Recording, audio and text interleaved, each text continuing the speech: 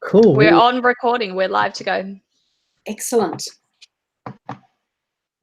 Right. Thank you, everyone, for attending the How to Achieve Inbox Zero with Gmail. I'm Abid Patel. I've just put my intro into the chat, so please please introduce yourselves. If you're new, tell us about your whether you're an innovator, trainer, or if you're new to G Suite.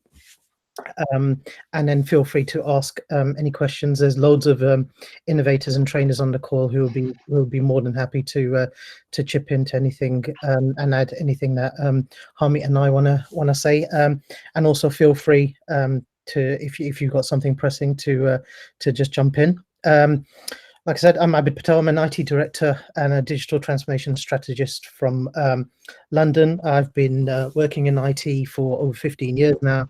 5 years as a senior leader in a multi-academy trust of schools. We started our G Suite journey back in 2017 and heavily using it across our trust now. Harmeet, do you want to take it away? Yeah, thanks, Abid. Hi, everyone. It's my name's Harmeet Sahota. It's a pleasure to be running this virtual training. I was tagged in a convo earlier this week, a few days later, and this training has now been set up thanks to Stephanie Howell, who I've never met prior to this meeting today. So thanks for that. Myself and Abid will tag team to show you a few tips to achieve Inbox Zero. We aim to show all features that we feel are relevant to achieve Zero Inbox. This may include a few features that you're already familiar with, but we'll try and go at a brisk pace as this is being recorded, thanks to Rachel Kotup. And feel free to ask questions in the chat as we go along. I did introduce myself in the chat, but I'm a senior leader for 9 years and also a trainer and speaker, and also in a Google reference school. So I think we'll get started. So the aim today is to achieve Inbox Zero, and the themes we're going to try and cover are increase the speed of response, get more organized, and prioritize your emails. And you'll see there's some features listed below that we will be covering during the session. So I will hand over to Abid, who will talk about Smart Compose.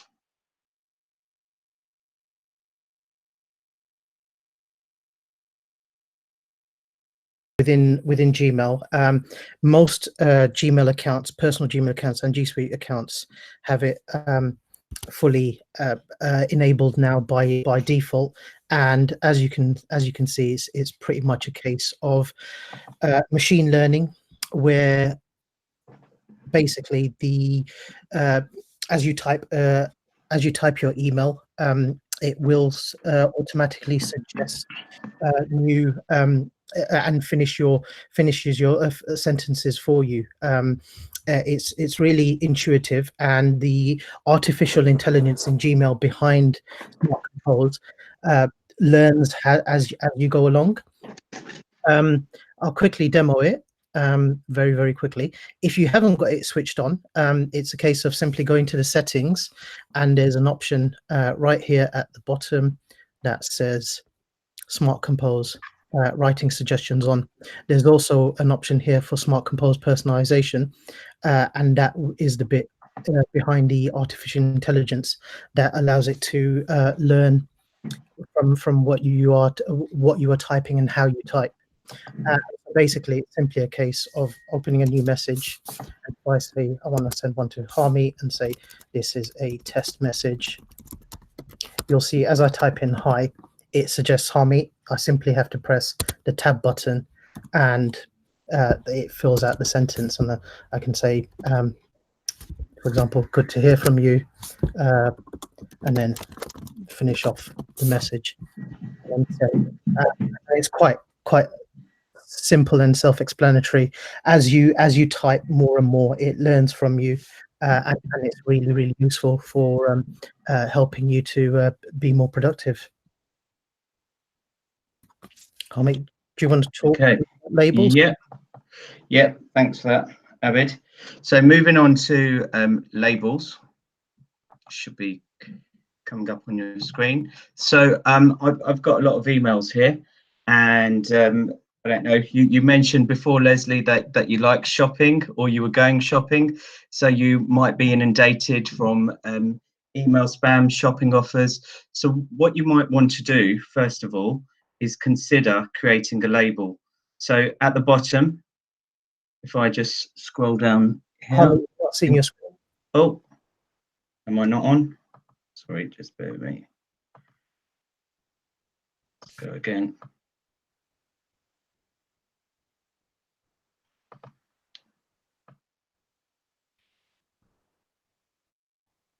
Just giving me a technical error. Let's try again. We on? No, not yet. I think it's getting there.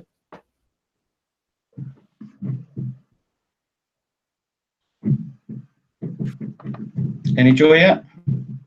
No. Do you want me to present it? You can.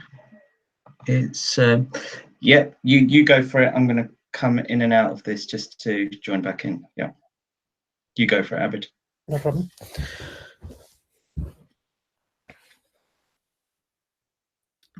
Can everyone see my screen?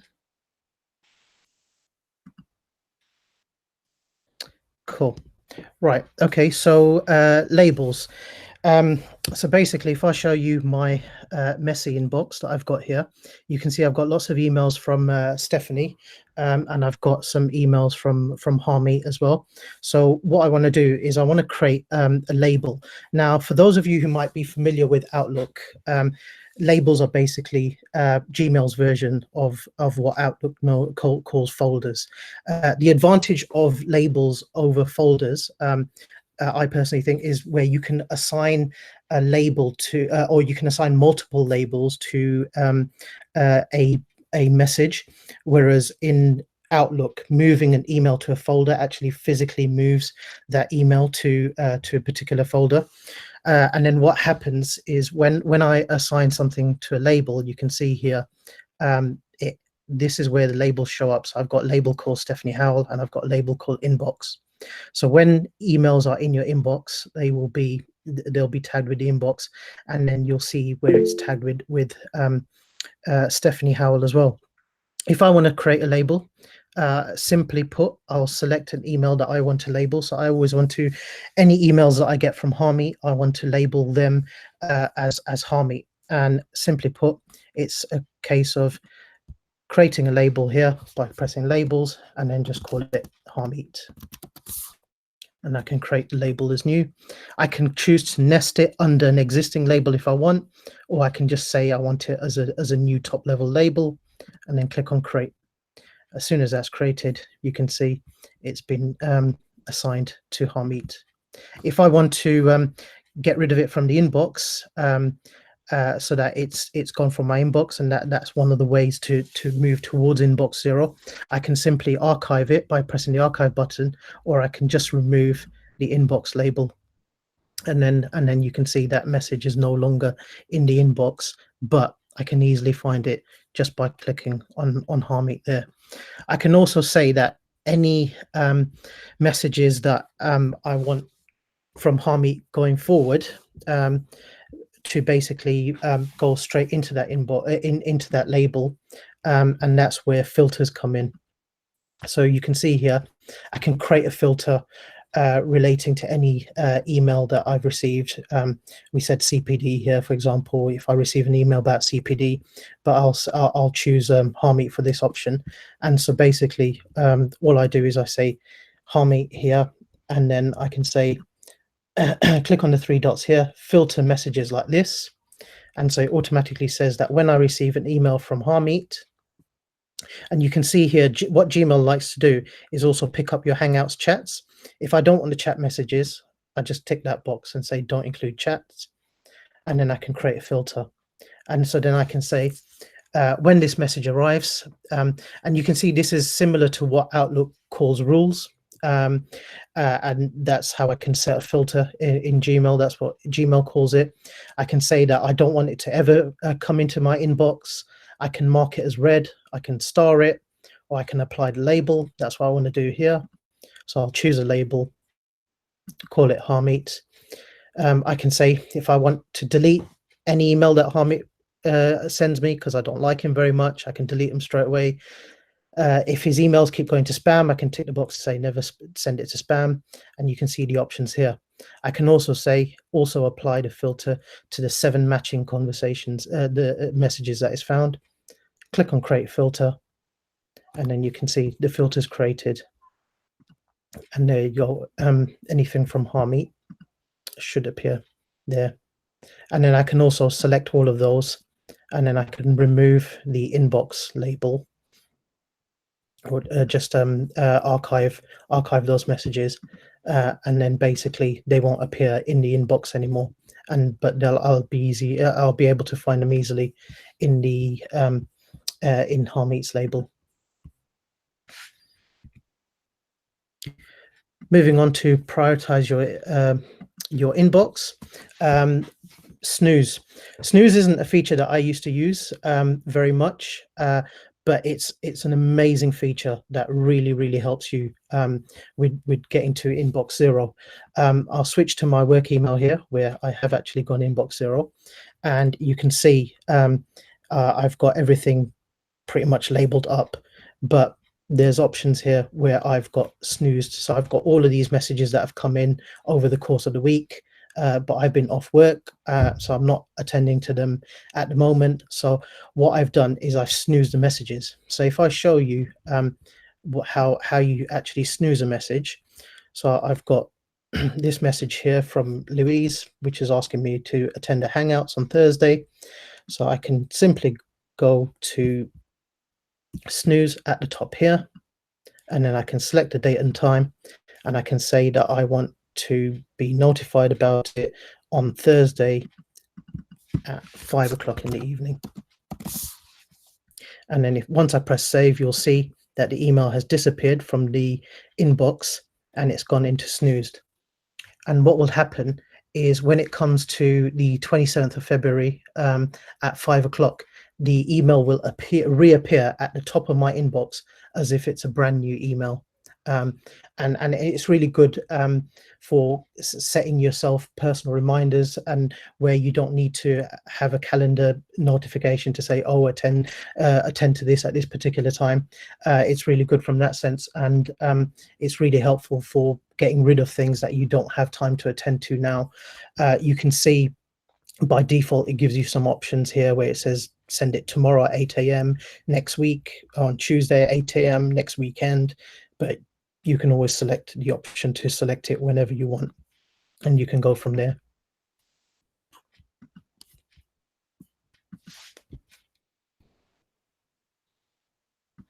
Harmeet, do you want to try? Yeah, let's try again.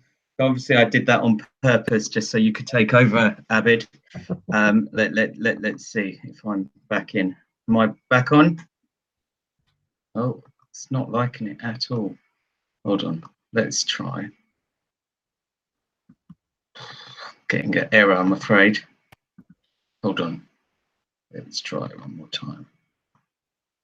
I think we're getting there now. Yep, I can see you.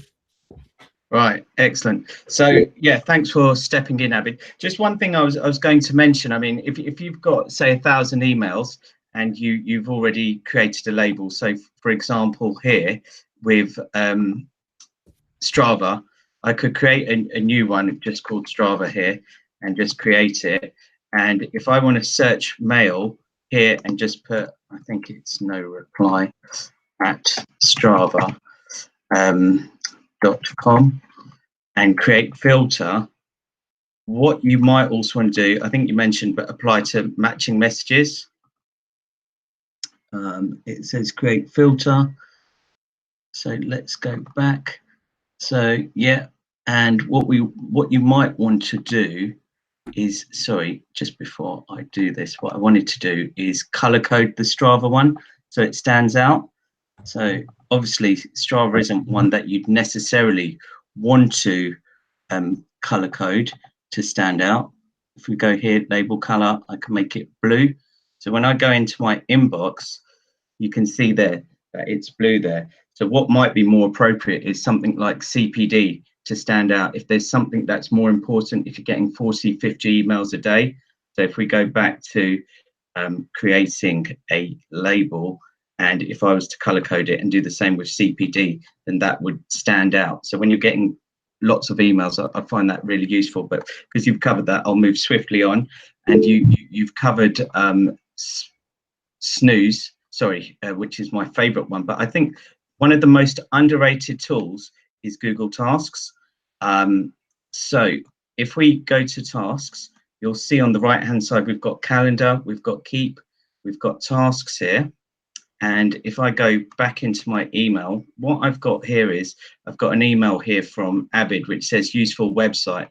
Now I don't work with Abid, but let's just say I did, and I was in his school. On the right hand side, if I click get started, what I might want to do is create a new list. So I'll call it Abid, and let's go done. And what I can do is just click on the 3 dots here, add to tasks, and then I would archive the message. Now that's visitors next week, and if I want to do the same here, I can add to tasks. If you like your shortcuts, Shift T does the same, so it's duplicated it there. And then I would archive these. So now that they've gone from here, if I'm meeting Abid once a week, this is my basically my meeting agenda. So I've got the useful website. So I'm meeting Abid next week. He comes to the meeting. I click on useful website. He says, check out this really useful website. And then we can go and have a discussion with this. So in terms of tasks, you can obviously add manual tasks, but I find it really useful.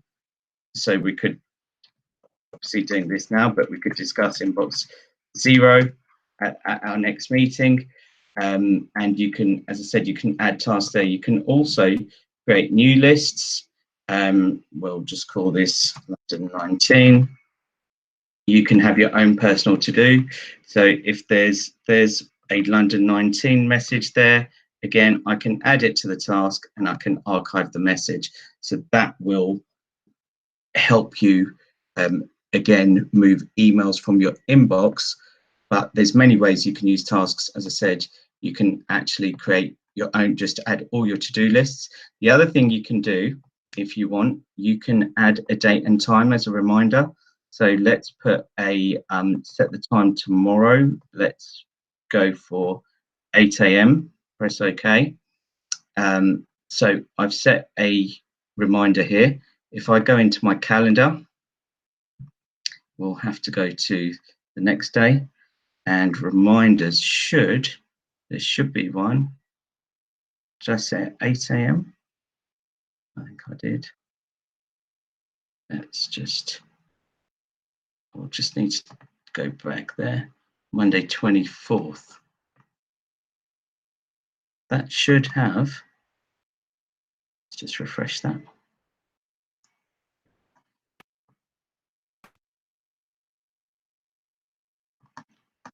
Let's just, I'm trying to do this too quickly under pressure recording. So we'll just write test. I think you have to click your task on the calendar so it shows up. Oh, do you know what I did? Did I flag reminders? There Sorry. you go. There we go. Absolutely. There we go. Thanks for chipping in there. So yeah, there I've got the task there. You can see 8 AM. So also from moving your email into a task list, you can also move it onto your calendar and you can move all of that there. So I will, is this back to you now, Abid? No, it's back to me with templates. So this is one of my other favorite features.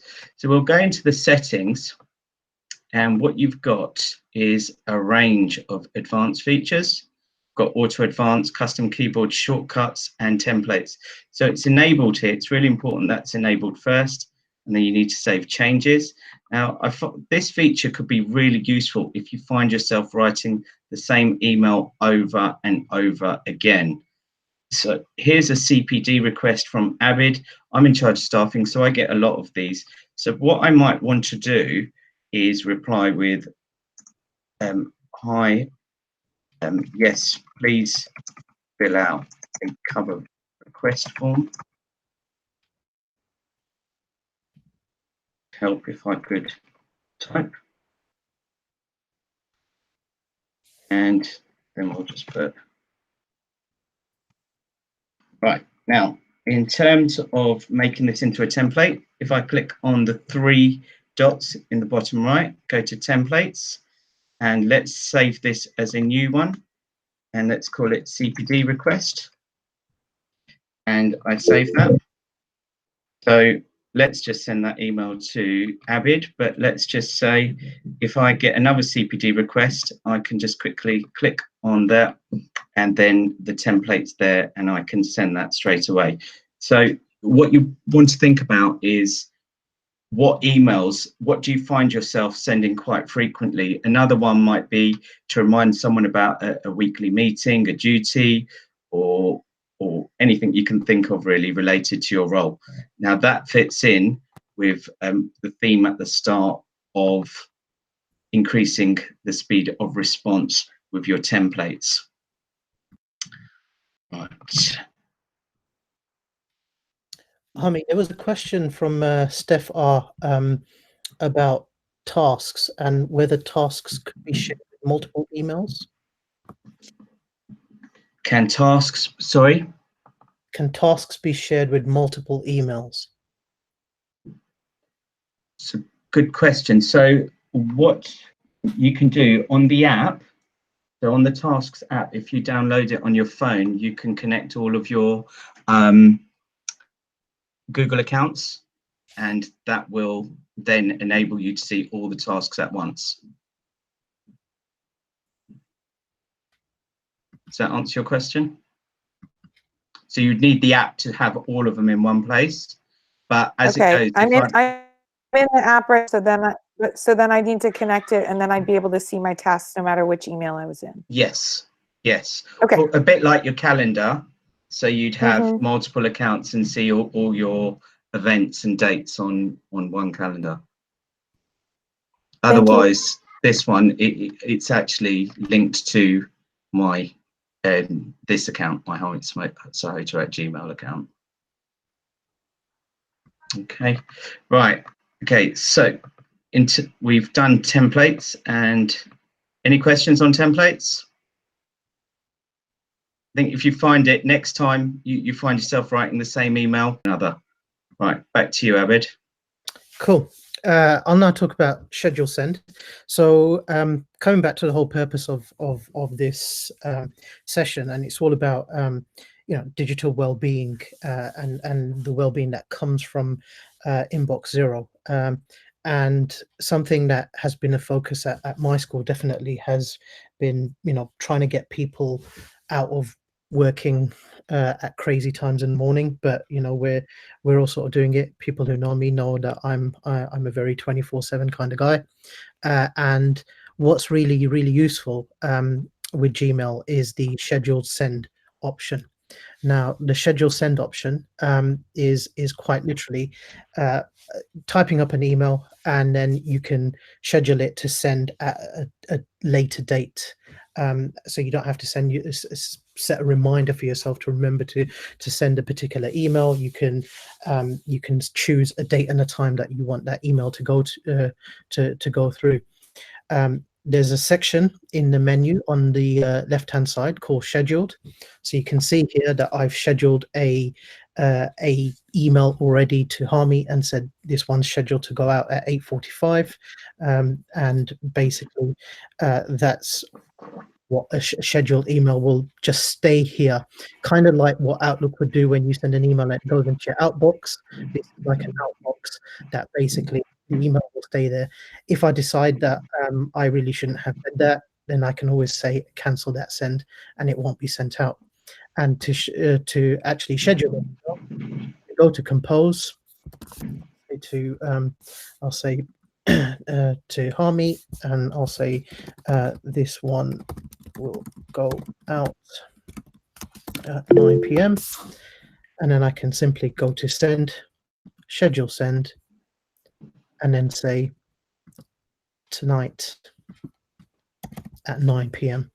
and click on schedule send, and then you'll see here the schedule. The message is now scheduled for 9 p.m. If I go into my scheduled, you can see here this one's going out at 9 p.m. You can see I forgot to put a subject, so I can cancel the send, and it'll go back into my drafts, and then I can add the subject and say 9 p.m. and then I can select to schedule that send again.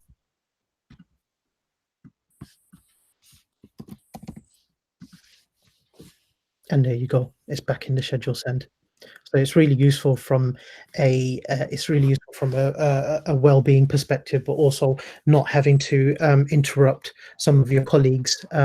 If you're working out of hours, you can make sure that emails are received to them during their working hours, which is really good for well-being and ensuring that people are getting their downtime. Any questions on schedule send?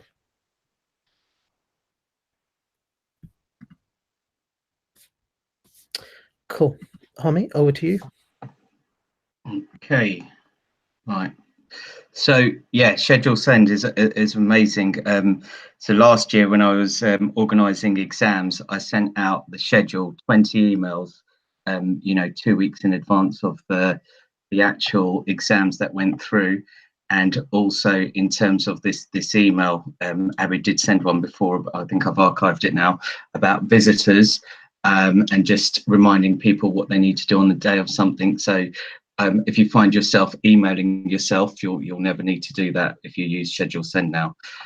So moving on to shortcuts, if we go to the settings, and you have to click on advanced, and you need to enable the custom keyboard shortcuts. And is it still not? No. Okay, hold on.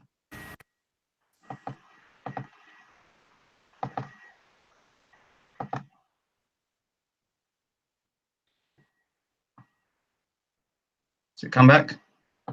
Yeah, we're good now. Okay, right. So here's some really, really basic shortcuts. When you get an email, press R and that will reply. Press A, reply all. F would be forward. So let's put that, let's try that. So Abid has emailed me and I press R and there we go. I can write thanks and then send that. Now, in terms of a forward, I just press F and instantly you can forward. But what you can do, and this is really cool, if I go back to this email and actually do an uppercase R, it pops it out in a new window. So that's a pretty neat feature. And what you can do is you can set all your custom keyboard shortcuts. So if I go to the settings, click on advanced and enable custom keyboard shortcuts, which it is already, you'd save the changes. You go, then what you have is this tab here, keyboard shortcuts. You can see here you've got compose, which is C, D, and these are all set. These are the default keyboard shortcuts, but what you can actually do is modify these. So if I wanted to change this to, I don't know, PP, I could. I'm not going to. I'll save it back to C, but that's for you to set up exactly as you want, which once again, that's really useful if you like your shortcuts, and it can save a lot of time. I find it quite frustrating when you get an email and you've scrolled to the right, to the bottom, to the left. If you just press R, you can reply there and then. Any questions on shortcuts? No. So if you think about getting receiving an email, you can reply, put a template in and schedule send all in one hit. You can save a lot of time in terms of sending a response. So I think we've covered a few areas there in terms of increasing the speed and getting organized with your emails. There's a couple of other tips and tricks that have recently been released on Gmail, which you might find useful in your settings. So confidentiality, if I compose an email and click on the 3 dots, you can turn confidential mode on or off. And you can also set an expiry, whether it be a day, a week, a month. You can also generate a SMS passcode if you want someone to go for an extra layer of security there. So if we just do expires in 1 day, you'll see it turns blue now. It tells you when the content expires. And I'll just put test. But, you know, where would you use this? Perhaps if you've got a safeguarding or child protection issue where you know, you don't want the recipient to forward copy or print or download the email, so you can set all of that up as well. If I send that, and it does appear slightly different on your screen. Well, Abid, as you receive it, I don't know if you want to show how it is as the recipient. Sorry, I've just sent one to you if you want to show it. Oh, okay, brilliant. And it says there, this is very confident. Well, that's what Abid wrote, but you can see here content expires. And at the top, you can see here, it says this message was sent in confidential mode. But that's a feature that's relatively new. That could be handy for you. The other feature that I was going to mention is forward and attachment. For those that are moving across from Outlook and like some of the features that Outlook has, let's say this scheduling an email, I can just click on forward as an attachment, and that email is now here at the bottom, and I can send that to whoever I want. And it's as simple as that, just forwarding an email. If we actually go back to the slide, you'll see a, it's just loading now. You'll see there's an animation which demonstrates how you can do it with more than one. So you can select 2 or 3 at once, and you can also drag them into an email, and that's how you can forward multiple emails in one go. So that's another feature that's quite new. Moving on to Starred, and I'll hand back over to you, Abid. Cool. Thanks for that, Harmy. Just share my screen. Outlook. Starred is like Gmail's version of flags that you would get in Outlook. And simply put, it's for where you want to keep your important emails in a particular place where they might not necessarily be the perfect place for snooze, or you want to keep them somewhere where you can have quick sort of access to them. So here you'll see on the left hand side, you've got the starred option there. And so basically any emails that to star an email, you simply have the star option here. So I can star an email from Harmy, and you'll see it'll appear in starred over there. You can also select the option to star or remove star. You can actually click through stars and set different colors. And there's also a few different icons as well. In order to do that, you would simply go into the settings and then settings here. And then at the top in the settings, you've got the star options here. And you'll see normally, if you've not played with stars before, it'll only be set to 1 star. You can select to have 4 stars, or you can select to have all the stars available to you. And then you can just, as you save it, you just go back to your inbox, and then you just literally click through all of the star options there to set what sort of icon you want, that you can see whether things are starred in a particular way or not. Something that's I find really useful. So, for example, I go to a lot of conferences. If I get a if I get an email saying here are your tickets for the conference in June, I can start that email, and basically when I need to print out the tickets, I can simply go into the start section, and then you can go here.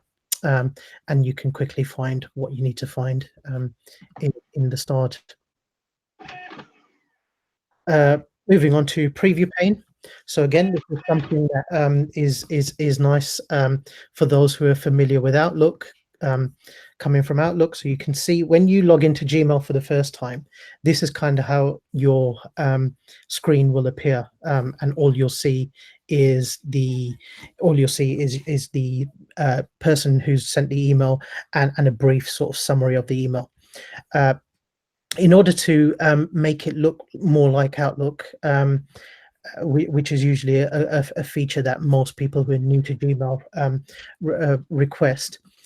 Simply put, you just have to go to settings, and then in the advanced section, here you'll see preview pane. Once you enable that in the preview pane, and then save, you'll get the option here in Gmail to toggle between the different modes. So you've got here, which this is the mode where it's horizontal, the horizontal split, and you've also got the vertical split. If you want to be able to, sorry, the horizontal, that's the vertical, and this is the horizontal split, where you can see your emails at the bottom, or you can go for the vertical split, where you can see your emails on the side. There's also a setting in the settings here under general, and then on the preview pane, and then you can say that once an email has been viewed in the preview pane, you can mark it as read immediately, after 1 second, after 3 seconds, 20, or never. If you select it to never, then when you change to an email, it won't mark that as read. In order to mark it as read or unread, you can simply click on the option here, mark as read and mark as unread. What I've also noticed is when Harmeet was doing his presentation, these things weren't appearing as labels. He's got them set to icons, and I know that in a previous training session that I delivered, someone was saying, "Oh, I don't like the fact that I can't see what these things do." There's an option here in the settings. It is here, button labels. And then you can select either icons or you can select text. I change that to icons and click on save. You'll see it goes back to icons. And then to switch back, I can simply go over to settings, change the button labels to text, click on save. And you'll see now back in text format. Again, it comes down to your personal preference.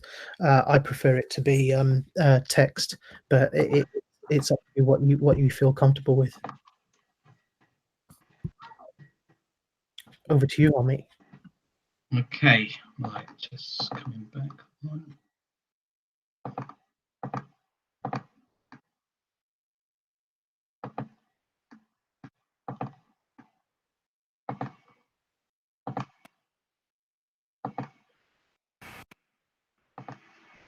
Okay, we should be back. Got my screen?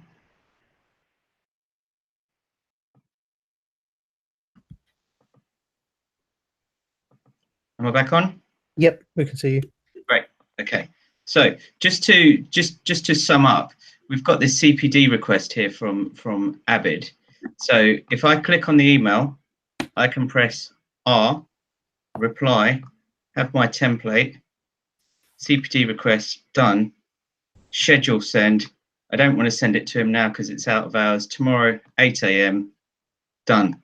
So in 2-3 clicks, use it, combining everything, your shortcut, your schedule send, and your template. That just shows how you can combine everything in one go. And when you are actually working like that, it really, really does save a lot of time and help you achieve inbox zero. So moving on, what you have got, there's lots of settings here. Now, we're not going to go through every single one, but there's one here that is worth noting if you haven't seen it before. There's undo send here, which is 5 seconds. If I always set it to 30 seconds because I'm prone to doing typos when I'm trying to type quite quickly. There's lots and lots of other settings as well, but if I just show you undo send quickly, save changes. So let's just say I am PC's just gone a bit slow.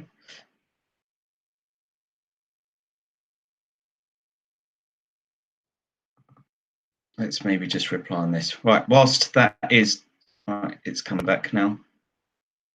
Right, so if I'm responding to Abid, and I'm just writing, hey Abid, good to hear from you. See, I'm using the Smart Compose. And I'll just leave it at that. And if I hit send, you'll see that there was a capital A, B in there. And you can see here the message set, it says undo. So I've got 30 seconds. I've probably got about 20 seconds left. So I've noticed now, I've realized I've sent it too quick. I forgot something. I click on undo and sending undone, and it's back.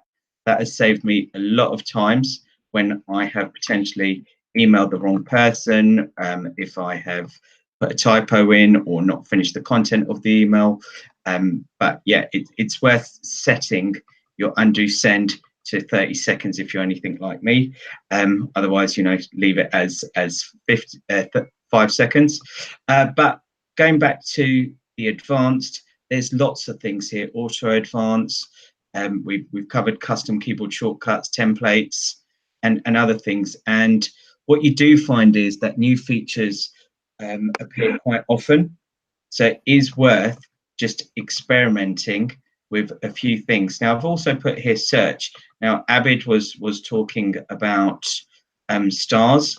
Now, if we've got here, if I've got a yellow star, pretty sure you can search for a yellow star as well. Here it says has yellow bang, but you can actually put yellow star as well. So if you want to search for emails that are starred as well, that's quite handy as well. And yeah, there's other features there which we're not going to go through today, but it is worth you experimenting with. So hopefully we have covered a number of the 3 themes that we set out to, which was increasing the speed of responses through smart composing, smart reply, templates and shortcuts. You can see yourself getting more organized by scheduling using schedule send, labels, filters, and tasks. I've mentioned Google Keep there. We haven't covered it today. That's another way you can organize yourself. And then actually prioritizing your emails through snooze and filters. So in terms of the emails that you get here, you know, if you do use a filter and color code it, I've deleted those ones we had before. That will help you move steps towards achieving inbox 0. So inbox 0 equals teacher wellbeing. Instead of you snooze, you lose. I think if you snooze, you win. I couldn't live without snooze anymore. Creating filters and labels to organize and prioritize your emails. Use tasks to manage daily to-do lists and organize meetings. Use templates, responses to speed up your responses to emails, and use schedule send to ensure you're not forgetting it to send an email. And I do believe work smarter, not harder, and improve your well-being. That's it from me. Abid, you got anything you want to add? No, it's basically, simply put, exactly what you said, Harmy. I think it makes life so much easier. There's a, you know, I started my inbox 0 journey, shall we say, over the last week. I had 15,000 emails in my work inbox. I'll share my screen here, and basically, because we've been demoing it to inbox 0, but you can see here, I've actually had an email pop in, and I can see that this is all something that's sorted, and it's so easy to just go through. I love Abid. Sorry, just to interrupt, that the email was GDPR and it came up. Anyway. Yes, and actually, it's funny you mentioned that, because so those of us who are from the UK or Europe and are bound by GDPR, the undo send is a really useful tool. that I would recommend if you're using Gmail for all of your colleagues to use, because one of the biggest things on GDPR breaches is when basically you've copied the wrong person into an email, or you've sent it to a wrong person. One thing that Gmail doesn't do, that Outlook does, is the recalling the messages, and that doesn't really work that well in Outlook if the message has already been viewed, because if a message has already been viewed, then you can't recall that message. But with Gmail and undo send, you've at least got the 30 seconds there to be able to recall that message, because it doesn't get sent out until that 30-second threshold has expired. And like Leslie mentioned in the chat, it's really useful for being able to retrieve an email if you've forgotten to send an attachment. So that's a really handy tool that is there. But what's really handy is once you get through all of your previous messages and you've created all of your labels, and you can instantly, click on something. So if I want to see something from this sales company, I can see that all of my messages that I can go back through are there from that sales company. The search feature in Gmail, like a former colleague used to tell me, believe it or not, Google are quite good at search, and it's really true for Gmail as well. You can really quickly and easily search for the emails that you need. But what's really handy, especially for the from the digital well-being side of things, is it's so much easier to manage your emails once you actually then achieve inbox zero, because now I'm just looking at a blank inbox. Now if I get an email, I can attend to it straight away, whether that needs to be archived or whether it needs to be snoozed, whether it needs to be starred. So you can see any emails that I've received last week that I haven't gone through, I've just snoozed them, and I'm going to be back in the office on the 25th, and then they'll just appear on that day, so I can attend to them and then carry them on going forward. But it becomes a lot nicer and easier to manage your emails, and doesn't feel as daunting going forward. So it's really handy and useful for your digital well-being. Abid, I was just going to add to that. I mean, some people use their inbox as their to-do list, and that's what I do with mine. I mean, ours was messy on purpose, just for the purpose of this session. But one thing also that might be worth just very quickly mentioning, if I just jump back on, if you have ever migrated across from a different email, whether it be Outlook or something else, it is worth noting that you might have lots of folders from before which have turned into labels that you no longer need. If you go in the settings and click on labels, I mean, we're not on the screen. Oh, is it still? Let's try it again.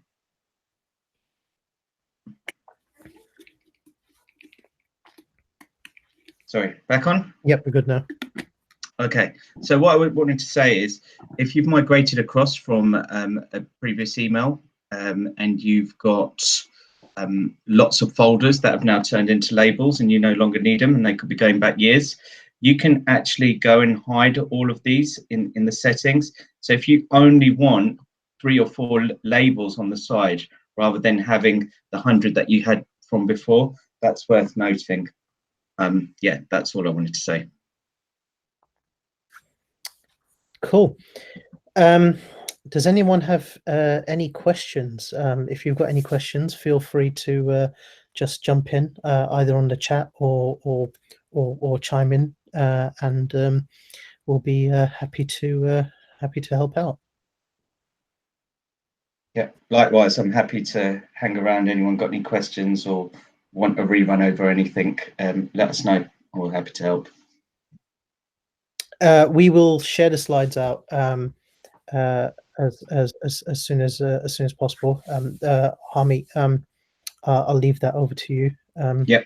And I think this has been recorded by Rachel. So once Rachel's got the video all processed, then we'll either share that out, or she'll be happy to share that out.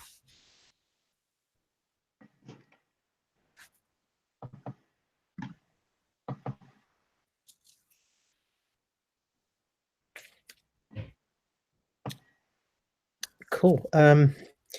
If there's no other questions, then thank you very much, everyone, for attending. We hope you've been inspired a little bit to start your Inbox Zero journey, and you've noticed our Twitter handle on the screen there. I've just posted mine in the chat, but feel free to tweet us or email us, and we'll be happy to answer any questions you might have after the Hangouts.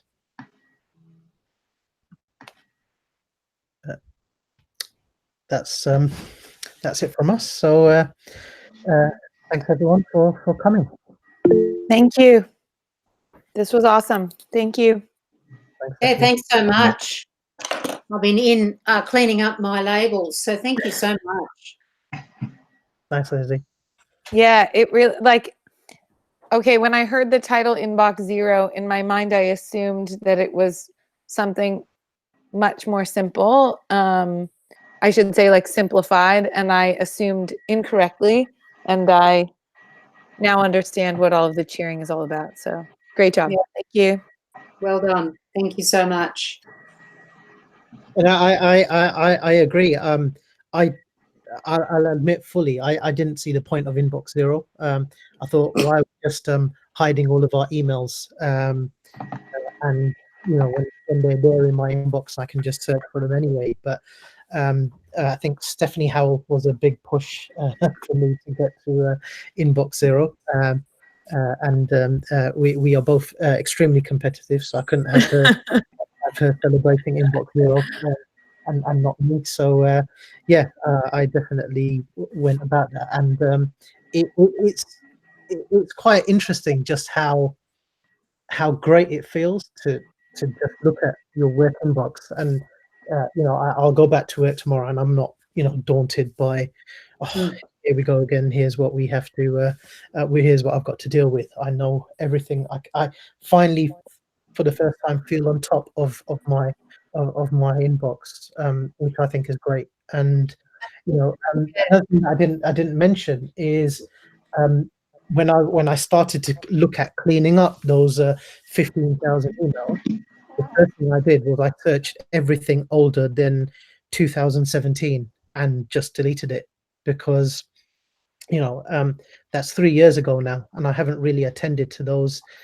messages. And over the last few days, I've been looking at my own personal inbox, and I've got emails going back to what, 2008, 2009 for a vacuum cleaner that I bought, and I kept the receipt there because it's out of warranty, just in case I needed a receipt for a warranty claim. That vacuum is long dead in the landfill site somewhere.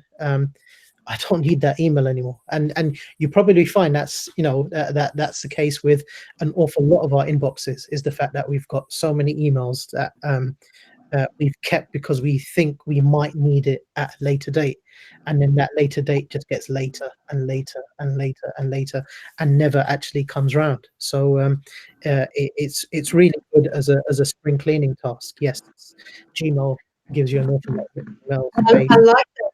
Avid and Hamid, I really like the way that you not only explained it to prioritize and to organize your inbox, but you really connected the well-being to it, because it's great to be organized, and that's another stress, and it's great to prioritize, and that's another stress, but because you layered it with a whole well-being, it does feel good to be in control, but there's so many easy ways to do it. So I like that fact that you promoted it as a well-being aspect. I agree. And I love that it was categorized into those 3 sections for the presentation.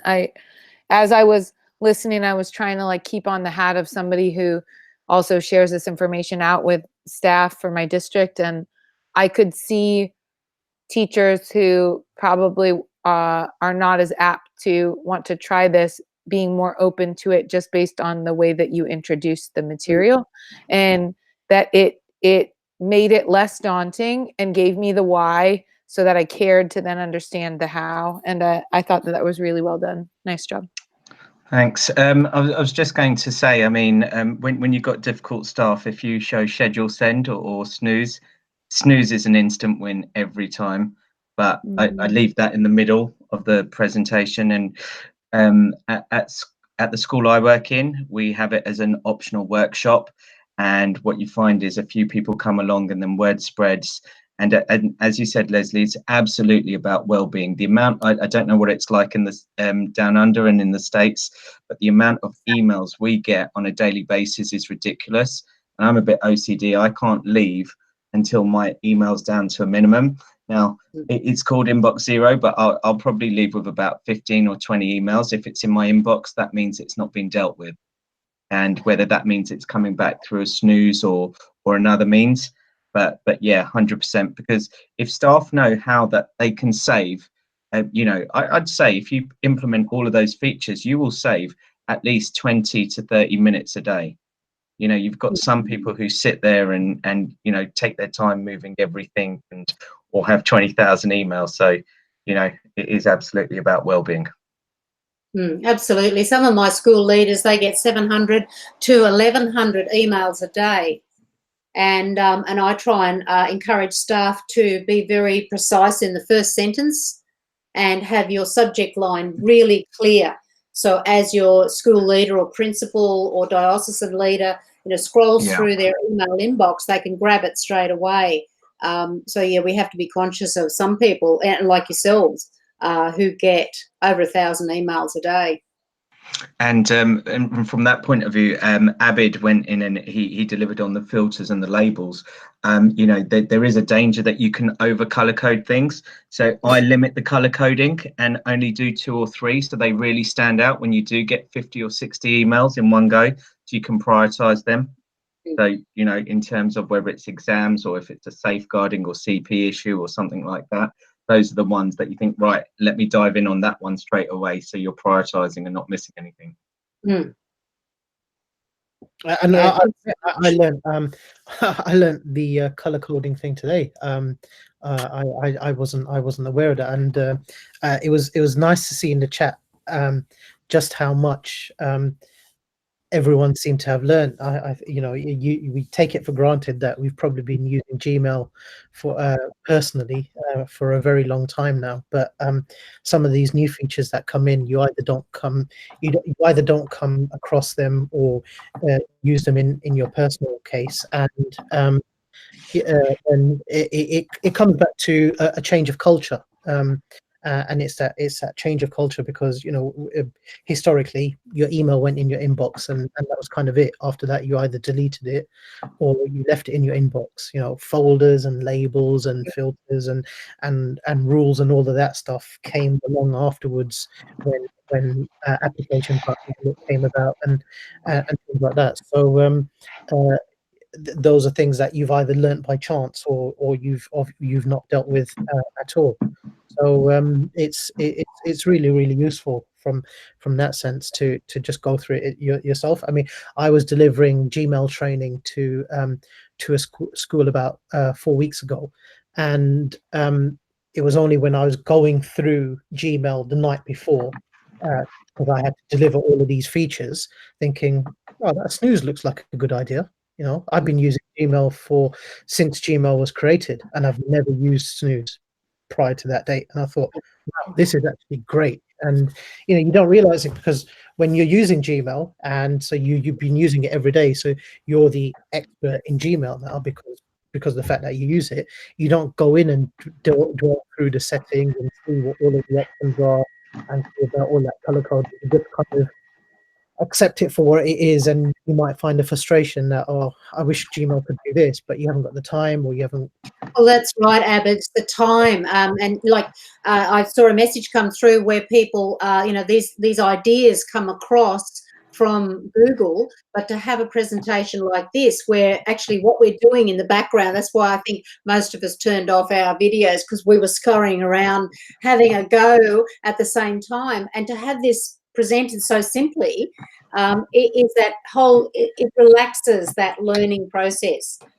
So some of us learn differently, as we know our students do, but so it's really great to see it presented like this in a visual way. And I've delivered this training on numerous occasions. I've been asked to deliver it in 30 minutes. It's not gone so well, as in terms of when you've got a room full of 30 staff and you've got different levels of expertise there. But I would say an hour session, it can be delivered in 30 to 40 minutes quite easily. But actually what you want to do when you're creating your filters and your labels, you actually want to give staff the time and say, right, you've got 5 to 10 minutes now. Go and make it then, because people don't have the time. So, you know, the onus is on you guys today to go away and then create those labels post this session. But I think if you're doing a CPD or running it, build in the time to allow people to do it. Otherwise, they'll say it's great and they won't do it. Because teachers, when they are in an in-service, they expect that little play time in between the instruction sessions. So you've really hit the nail on the head there. Yeah. So the other thing worth noting as well is sometimes support staff, as in admin teams, they're overlooked. The people who work in the office, and so it's. I mean, I don't know what it's like in your schools, but here it's really hard to get staff to buy into the CPD because it's in their own time. Whereas because admin staff and office staff don't actually have cover implications, or they don't have a class, you can deliver it during the day and just say, right, 2 sessions, guys, you're all coming. And I mean, you wouldn't want to force it on anyone, but you can literally get everyone there over 2 sessions. And for them, it's really, really useful, because they're the ones who are actually working in the background and using these emails. And that's where the templates and the things, you know, just weekly notices, bulletins, things sent out all the time. So again, that's another worth investing in for admin staff, certainly. And your teachers' aides, as you mentioned, I mean,